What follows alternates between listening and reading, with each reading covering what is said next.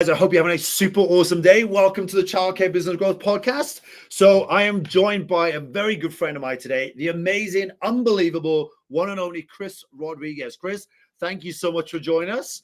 I am always grateful for your time because you bring such amazing value to everyone you interact with. So thank you for being here. Yeah, thanks for having me on. Always love hanging out with the Childcare Business Growth Group. So really excited.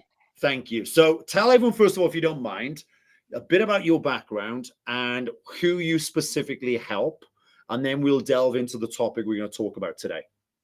Yeah, for sure. So Cris Rodriguez, lifelong martial artist, been training since I was 8 years old. I've owned a martial arts school that at some points in the last 12 years, we've done after school pickup and summer camp. So, a lot of consistency with what people are doing in the childcare business growth space. The school was, it was my baby. It was a lifelong dream. And I actually just sold it in January because over the course of the last 4 years, I've been helping martial arts school owners with their marketing through our agency called Grow Pro Agency. And Grow Pro has just kind of gotten to a point where it requires all of my attention, and owning the school and the agency was just running into capacity, issues. So sold the school in January, and over here at Grow Pro, we basically offer everything but websites specific to martial arts schools. We work with around 450 martial arts schools all over the United States. Our predominant focus is Facebook ads, Google ads, social media management. But, as you start to scale and as you start to grow a team, as the business owner, you don't really get to spend as much time on those hard technical skills. And really what the majority of my time is spent on is building the team and making sure that I and the company and our leadership team are taking care of the team as best as we can so they can take care of the clients. I love that. So tell everyone, if you don't mind, Cris, so give them a bit of, I love the background, love everything you guys do as always. Tell everyone how many team members you have right now, if you don't mind, to give perspective. Yeah, as of this morning, we had a brand new team member join us. We are at 32 team members.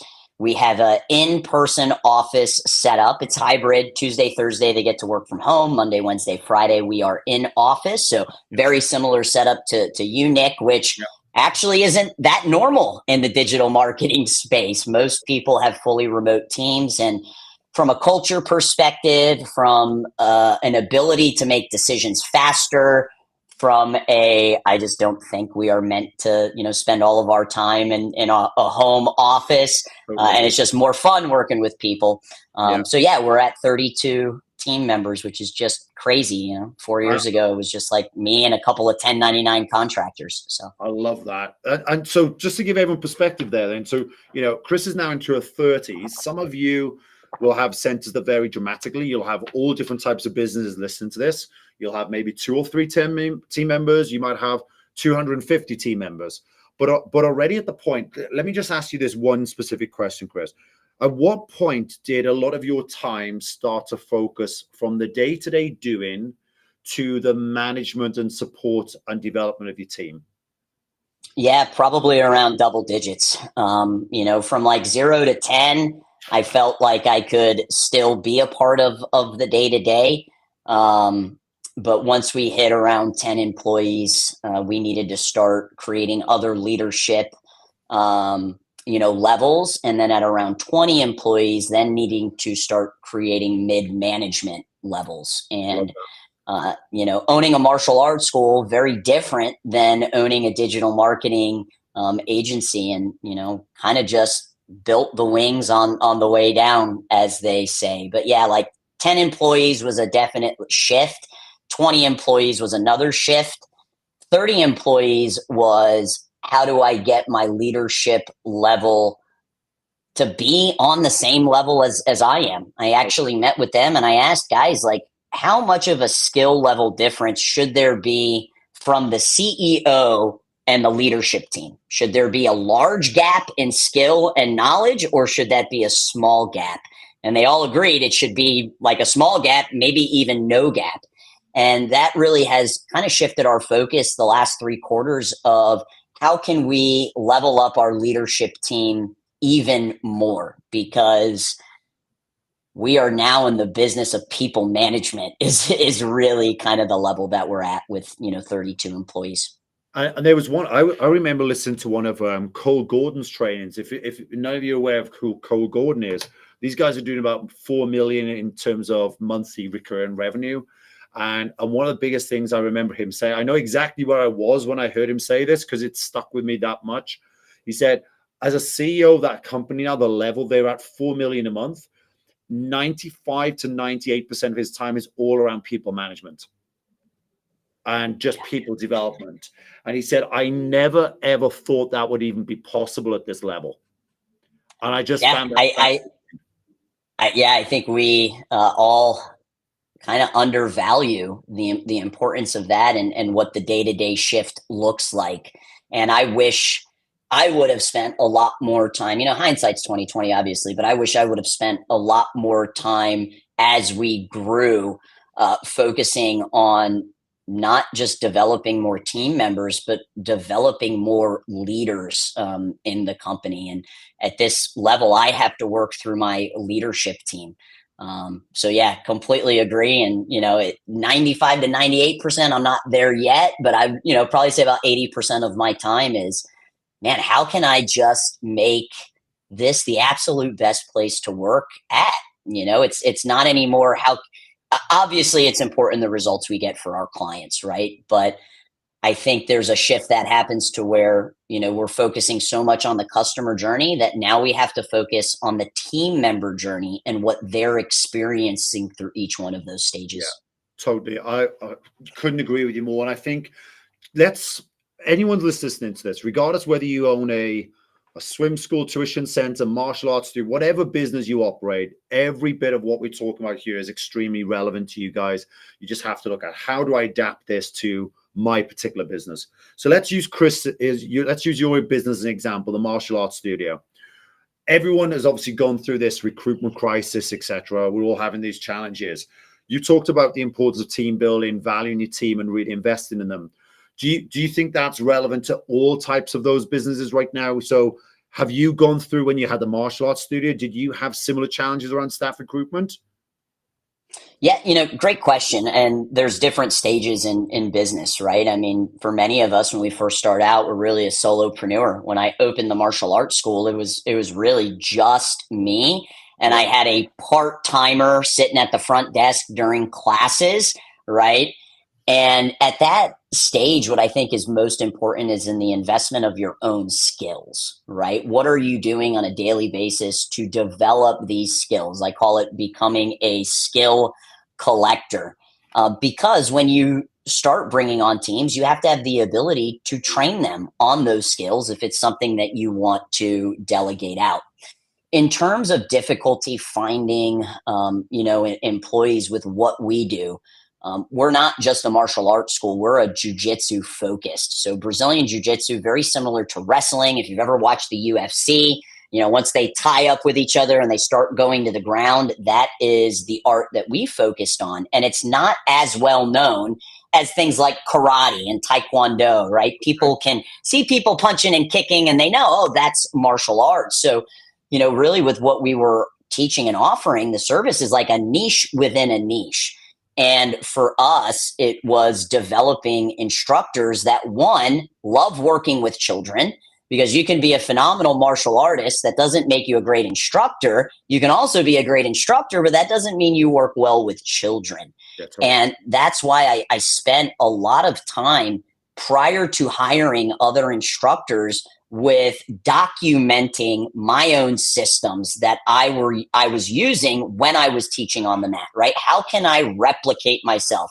How can I go on vacation and when I come back, all of the parents of the students said, Mr. Derek did a phenomenal job while you were out, as opposed to saying, man, we really missed you when you were gone, right? So how can we replicate ourselves? And I think a lot of people wait until it's kind of, you feel like you're drowning to start documenting your SOPs and your playbooks. And, some suggestions to those of you that are just first starting to get out, start documenting it now, because it's going to make it a lot easier when you do start hiring and training. Yeah, I totally agree with you. It's one of the biggest things we did from day one with our childcare businesses is document everything the way we wanted it done. So we've touched a lot on this. We going into this talking about team building here and the emphasis you put on that. So regardless of what size of a business you guys are at here, you start out making this relevant to where you are. But as Cris spoke about, you could have one person right now part-time, you could have 100 people. What are your biggest challenges you see with companies right now around keeping hold of the team building? Obviously, team building is going to be one of those. Where do you see the biggest challenges with all the companies you work with? Is it the fact that they just don't put enough emphasis on building a team? People come in, they leave. What's the biggest challenges you see with the people you work with? Yeah, I think it really starts with the mindset. I think, and I've heard business owners say this over and over again, I wish my employees cared about the business as much as I do. And I think it's such an unfair statement. They shouldn't care about your business, just as much as you do. Yes, you took all the risk, but you also have, a really big opportunity for payout because of that. And I think the mindset shift needs to go from how can I get my employees to care about this business as much as I do to what the employees really want, which is I want my boss, I want my team lead to care about me just as much as they care about the business. And it's a mindset shift that has to occur. So I think that's one of the huge struggles. And I think, the other typical struggle that we hear is they're never going to do it as good as you. Yeah. And maybe that's the case. The reason why you got so good at doing what you do is because you have more reps in. You've had more time, which gave you more experience, more reps. And the only way that they're going to be able to get as good as you is for you to give them the opportunity. And they're not going to be as good as you right from the beginning, but with proper training, they can actually become better than you at whatever the services are that you offer because they get to own it. As entrepreneurs, business owners, we're wearing so many different hats that it's hard to give 100% to each one of those different roles. And it is, sometimes taking a couple of steps back. When I hired my first instructor, I was paying him a full-time salary, but would not let him run classes. I made him shadow me for almost a year before I would even give him the opportunity, right? So it's this ability to let go. And yes, they're going to make mistakes. That is a part of learning. Anything new that we learn, they are going to make mistakes. And what we have to focus on is not stepping in and trying to be the hero. You have to be the coach. And what I mean by that is being the hero. You see a team member doing something wrong. Oh, let me just do it myself, right? Perfect. You have to coach them up so that they can get that feedback, and they're not going to be as good as you. But hey, if they can do it at 70% and then 80% and then 90% through my coaching that I'm giving them, then they are going to get better. But it's definitely relinquishing control is one of the hardest challenges for most owners. Why do you think that is? Do you think that's an ego thing? Do you think it's they want to be the hero? Why do you see most businesses struggle with that? Yeah, I mean, definitely ego, but it's also our reputation, right? It's our name that is connected with the business. And we don't want our customers, like, God forbid we get a 1-star Google review or somebody is upset with, whatever's going on in the building. But when I was a one-woman show, these challenges popped up as well, right? We're not perfect as owners. So I definitely think ego plays a little bit into it, but I think it's, we don't want our reputation tarnished, which means, again, you have to become a better coach. That's what I look at myself as now is this is a team. It's like a sports team. On this sports team, I want to make sure I have top level A players, right? If you're on a sports team and you don't make the cut, they trade you to another team, right? So I want to develop my camera just went out.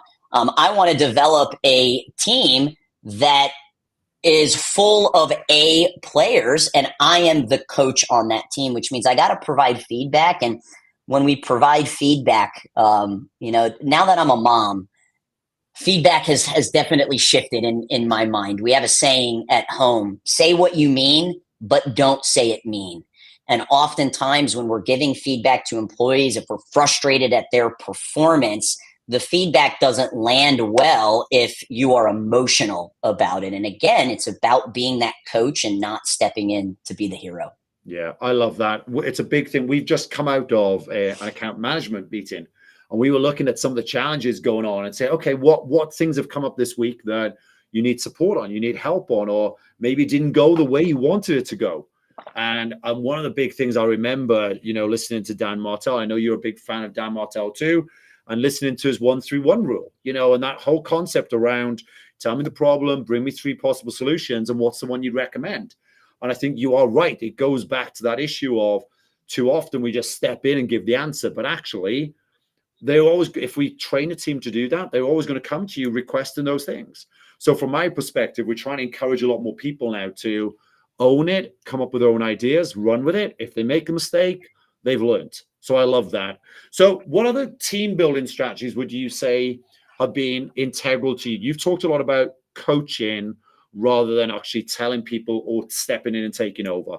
What other things do you think are essential, regardless of how big or how small your team are? What things are critical for team building?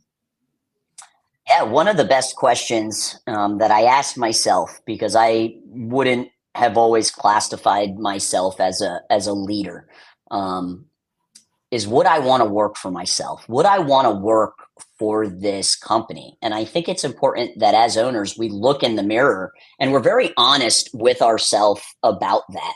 Yeah. If somebody is making a decision to make this their career, a place that they are going to call home, my job, I believe, is to seed the vision of where I can take this company.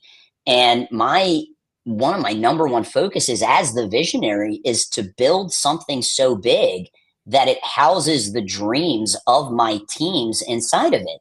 Because if a team member doesn't believe that they can accomplish their goals here, they're going to find somewhere else to do it.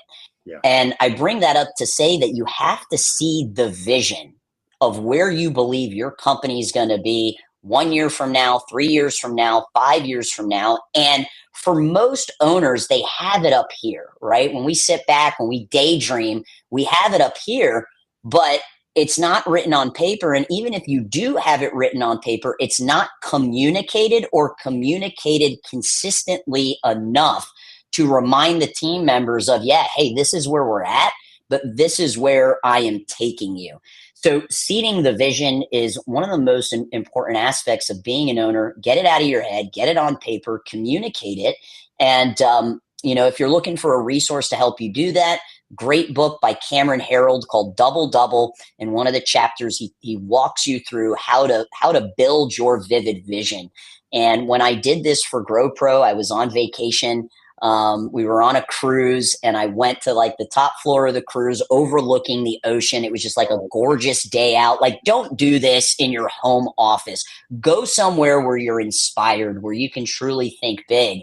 And I walked through this process, and we have this vivid vision printed, and it's all over the office. It's in the conference room. It's in the main floor area. It's in the break room. And it's something on a quarterly basis that I read to the team.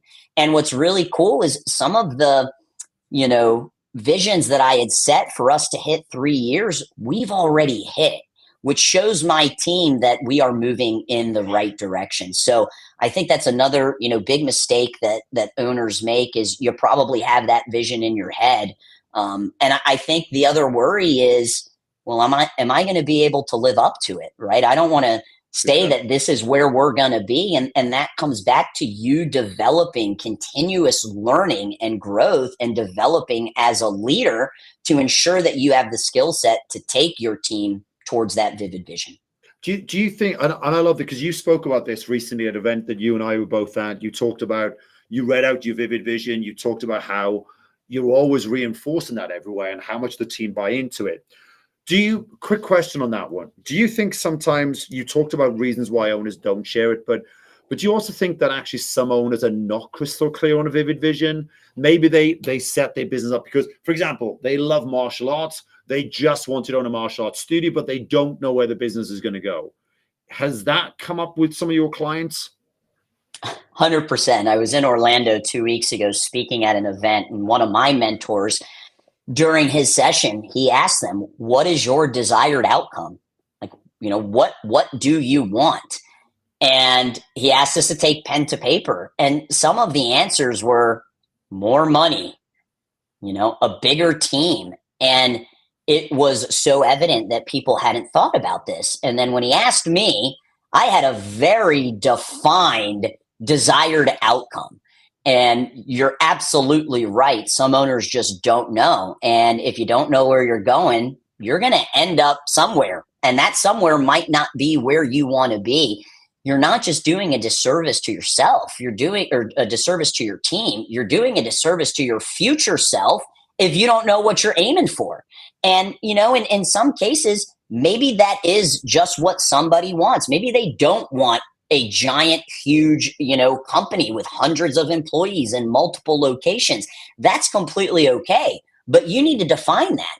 And what I will tell you is if your dream is not big enough, you are going to consistently deal with employee churn because they're going to reach a ceiling.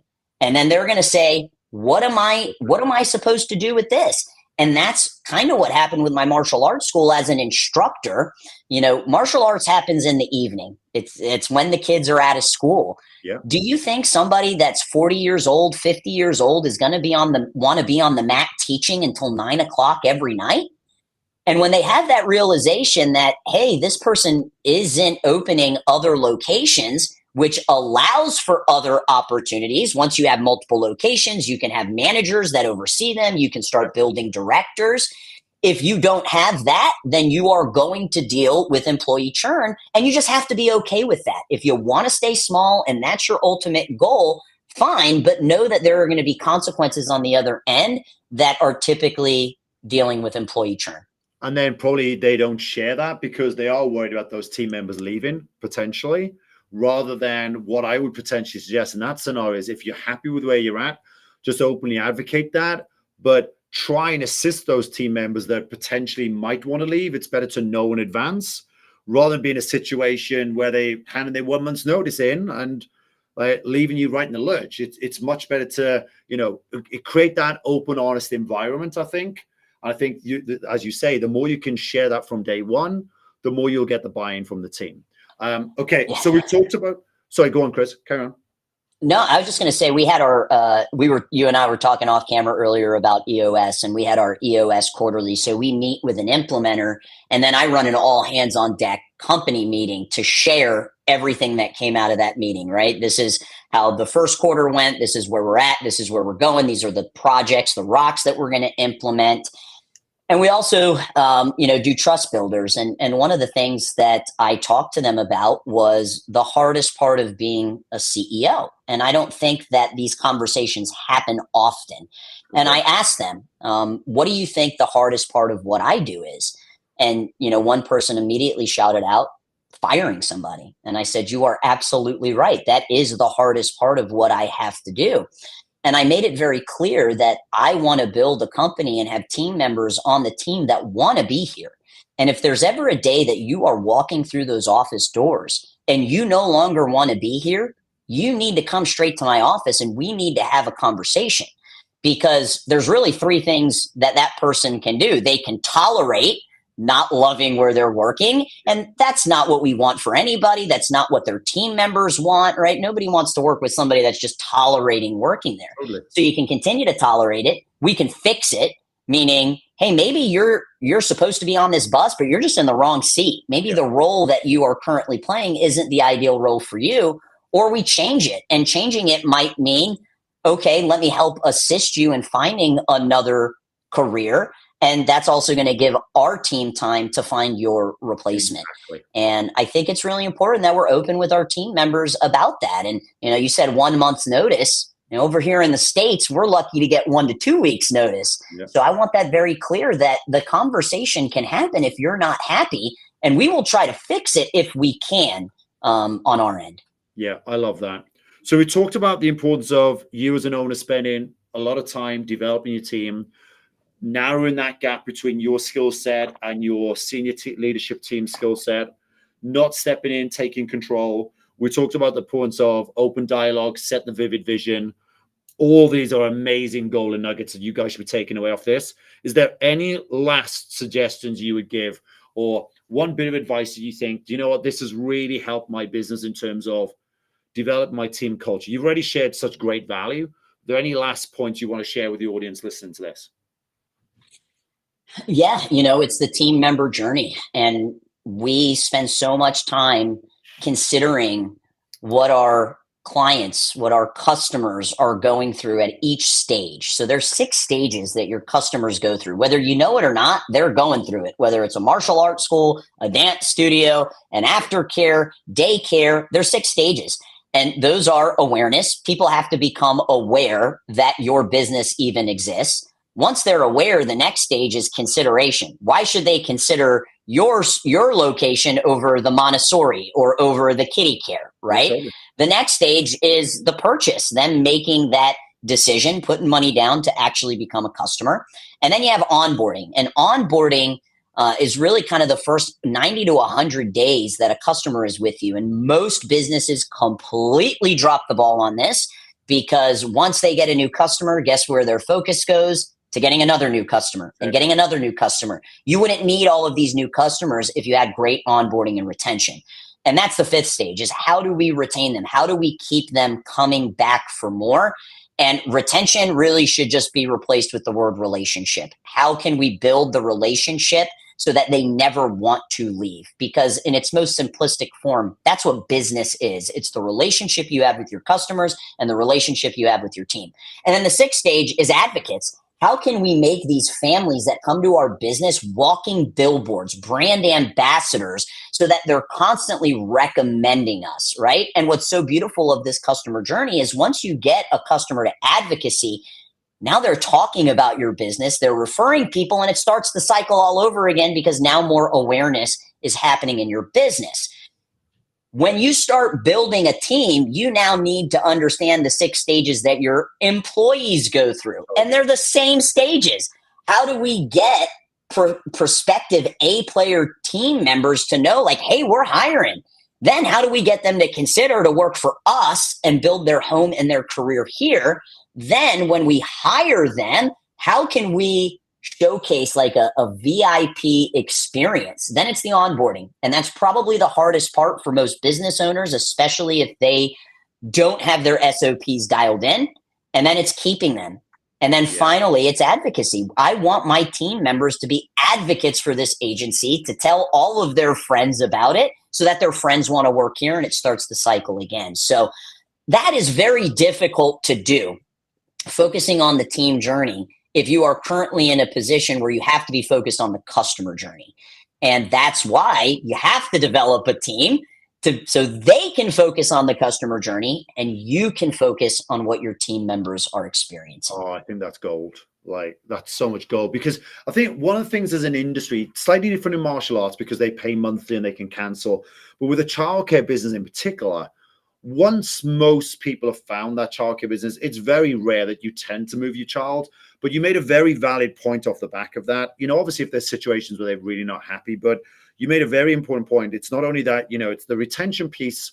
It's a little bit easier in the childcare space because you don't want to move your child compared to a martial arts studio. You might say, actually, this school isn't right. The tutor's not right for me. I'm going to move. But the bit that you touched on right at the end was the advocacy. And I think this is the big thing, because they might, I see it all the time. I see someone putting up with a childcare because it's too much pain to move the child, but actually they wouldn't talk, you know, they wouldn't advocate your business. So I think people need to realize that. Don't get complacent just because, you know, the parent might be more likely to stay with you. Chris made a very interesting point on the advocacy at the end. You know, they might not be talking that positively about you. I've seen that so many times with parents. We spoke to parents and said, yeah, I'm happy, I'm going to stay, I'm okay, but I wouldn't recommend you to anyone else. I wouldn't bring my other child here.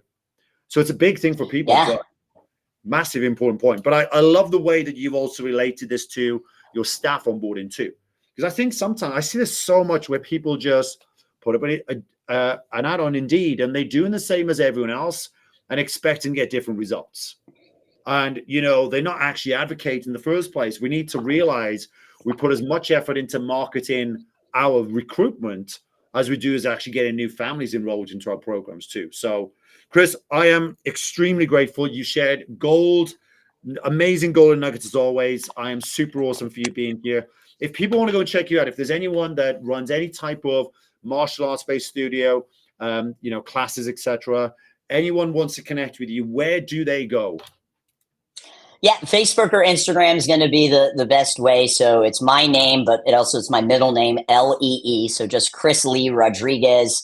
Feel free to reach out. And I do want to say one last thing, Nick. So we bring our son Cruz to a Montessori, and it's not in the most convenient location. There are multiple Montessoris that we pass to go to this one. And the main reason why we chose it was, one, it had a family atmosphere. I just think success is in the details and about the relationship. And as silly as this sounds, one of the things that I love the most is that every one of the staff members not only know who I am and my wife, but every single one of the people that are allowed to pick up Cruz. And, typically you got grandma and grandpa.